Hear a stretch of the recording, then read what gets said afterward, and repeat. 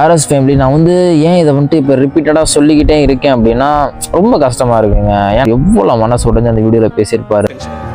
இந்த வார்த்தை விட்டு நேரில் சொல்லணும்னு தவிக்கிறீங்க, ஆனால் சொல்ல முடியும். பே பண்ணணும்னு சொல்கிறேன், பே பண்ணணும். Some point in my life definitely பே இருப்பார். அந்த வீடியோ போட்டு இது மாதிரி பண்ணுறவங்கள நான் அதை சொல்ல கிடையாது. அவங்க வந்துட்டு இந்த மாதிரி ஒரு பிளான் இருக்குது அப்படிங்கிறத எக்ஸிக்யூட் பண்ணுறாங்க, அவ்வளோதான். மற்றபடி என்றைக்குமே ஒரு விஷயத்த மட்டும் நல்லா புரிஞ்சுக்கணும்.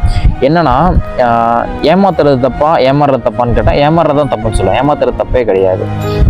என்னை பொறுத்த வரைக்கும் ஒரே ஒரு விஷயம் என்ன அப்படின்னா, ஏமாத்துறது தப்பு இல்லை, ஏமாறுறது தான் தப்பு. நம்ம தான் வந்துட்டு கேர்ஃபுல்லாக வச்சுக்கணுமே தவிர மற்றவங்க யாரும் கேர்ஃபுல்லாக வச்சுக்க மாட்டாங்க. உனக்கு ஒரு விஷயம் வேணுமா, நீ தான் ஓடணும், நீ தான் அதை பற்றி தெரிஞ்சுக்கணும். அதே மாதிரி உனக்கு பிடிச்சதை பண்ணுறதுக்கு யோசிக்காத, யாரையும் கேட்காத. உனக்கு பிடிச்சிருக்கான் பண்ணு அப்படிங்கிற ஒரு மைண்ட் செட்டப்ல இருங்க. புரிஞ்சுக்கோங்க. இதுக்கப்புறம் மேற்பட்டு எனக்கு என்ன சொல்கிறதுன்னு கரெக்டாக தெரியலை. எனக்கு தெரிஞ்ச விஷயத்த நான் உங்ககிட்ட ஷேர் பண்ணிக்கிட்டேன். இந்த மாதிரி விஷயத்தில் போய் யாரும் இன்வால்வ் ஆகி கரெக்டாக இது பண்ணாதீங்க. ரீல் மாதிரி பாருங்கள், ரியல் மாதிரி பாருங்கள். ரீலுக்கும் ரியலுக்கும் நிறைய டிஃப்ரென்ஸ் இருக்கும், புரிஞ்சுக்கோங்க.